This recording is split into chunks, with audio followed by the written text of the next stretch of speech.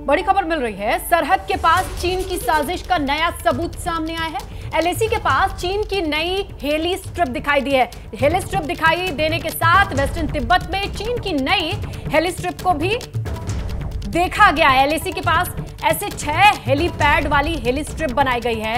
लद्दाख के डेमचौक से 100 मील की दूरी पर भी हेली स्ट्रिप दिखाई दी गई है। तो सैटेलाइट इमेज से ऐसी स्ट्रिप्स मिली हैं जहां पर चॉपर हेलीकॉप्टर को लैंड किया जा सकता है और उनकी लोकेशन भी सामने आई है। यानी सरहद के पास चीन की साजिश का सैटेलाइट से नया सबूत मिला है। एक पट्टी जिस पर हेलीकॉप्टर उतर सकता है और स्थायी तौर की।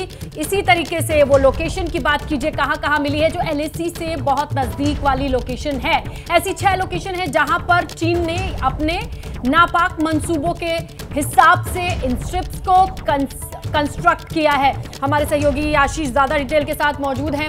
आशीष, कब मिली ये सैटेलाइट इमेज और इनके क्या मायने हैं लोकेशन वाइज अगर देखा जाए ज्योग्राफी से?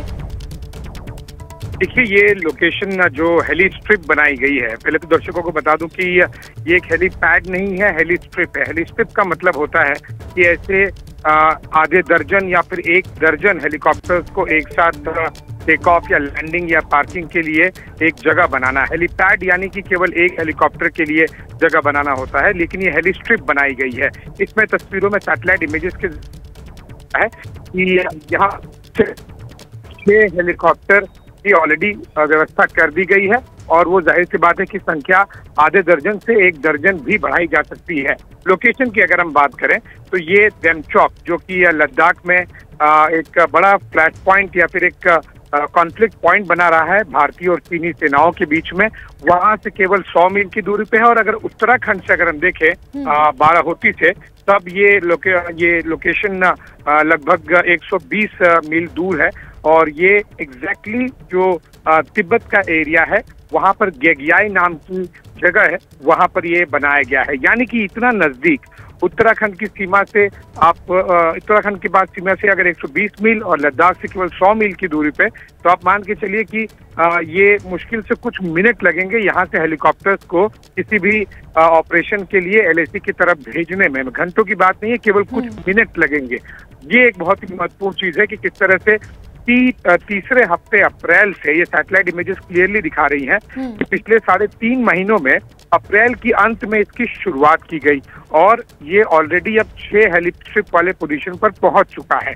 अब आगे क्या ये 1 दर्जन वाले और हेली स्ट्रिप बनाए जाएंगे, ये अगले आने वाले कुछ महीनों में पता चलेगा। लेकिन अप्रैल की अंत से शुरुआत होकर लगभग 3.5 महीने में अब तक 6 हेलीपैड का एक हेली स्ट्रिप बना दिया गया है, जो कि चीन की तरफ से एक अग्रेशन या फिर युद्ध की स्थिति में तैयारी के तौर पर जरूर देखा जाना चाहिए।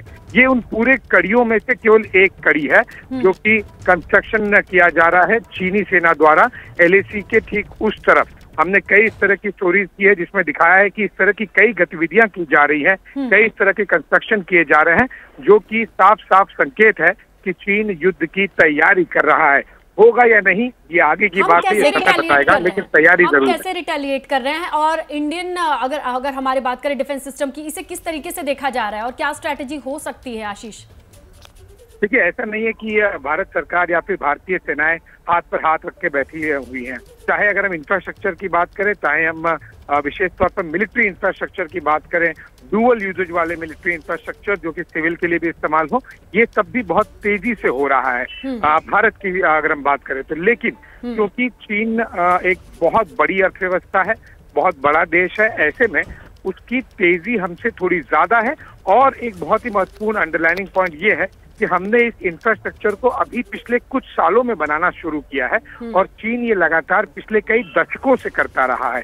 ऐसे में उस स्पीड को कैचअप कर पाना, उसे मैच कर पाना एक बहुत ही मुश्किल टास्क होगा। तो हमारी तरफ से भी इंफ्रास्ट्रक्चर, चाहे वो सिविल इंफ्रास्ट्रक्चर हो, चाहे वो मिलिट्री इंफ्रास्ट्रक्चर हो, चाहे वो डुअल इंफ्रास्ट्रक्चर हो, इन सभी पर बहुत तेजी से काम चल रहा है। लेकिन अगर हम तुलना में देखेंगे तो अभी भी हम काफी पीछे हैं चीन के मुकाबले। विशेष तौर पर अगर आप लद्दाख और तिब्बत वाले एरियाज की बात करें तो हमारी स्पीड अच्छी है, लेकिन पूरा अगर पैमाने पर अगर आप तुलना के तौर पर देखेंगे तो हम काफी पीछे हैं। ठीक है आशीष, बहुत शुक्रिया आपका ये जानकारी पहुंचाने के लिए, बातचीत करने के लिए।